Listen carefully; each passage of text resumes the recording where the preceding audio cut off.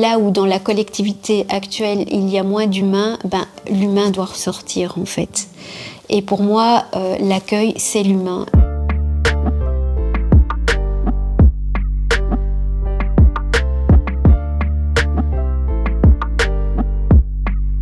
C'est le premier contact qu'on a avec nos bénéficiaires. En fait, c'est la première image qu'ils vont avoir quand ils rentrent dans le service.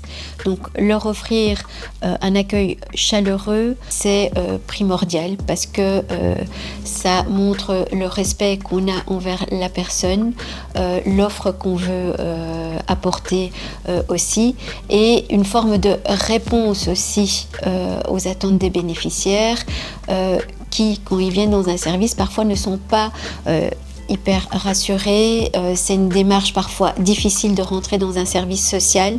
Et donc, de pouvoir déjà être à l'écoute dans la salle d'attente, ça offre un sentiment de sécurité, en fait, déjà à la personne.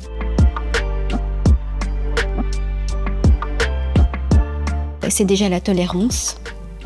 Ça, c'est quelque chose de primordial, et d'avoir une écoute active.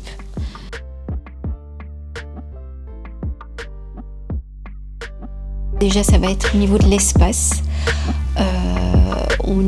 On est dans une maison où on a 2 étages pour nous, et sur ces 2 étages, on doit jongler avec la salle d'attente, la réserve colis alimentaire, le vestiaire, les bureaux des assistantes sociaux et les bureaux de permanence en fait. Une des contraintes aussi des services sociaux, ça va être l'argent. Malheureusement, je pense que c'est le nœud du problème au niveau du social actuellement. Les limites, ça va être de trouver des bénévoles aussi, parce qu'on a été dans une période où on ne retrouvait pas de bénévoles qui correspondaient en tout cas à nos attentes.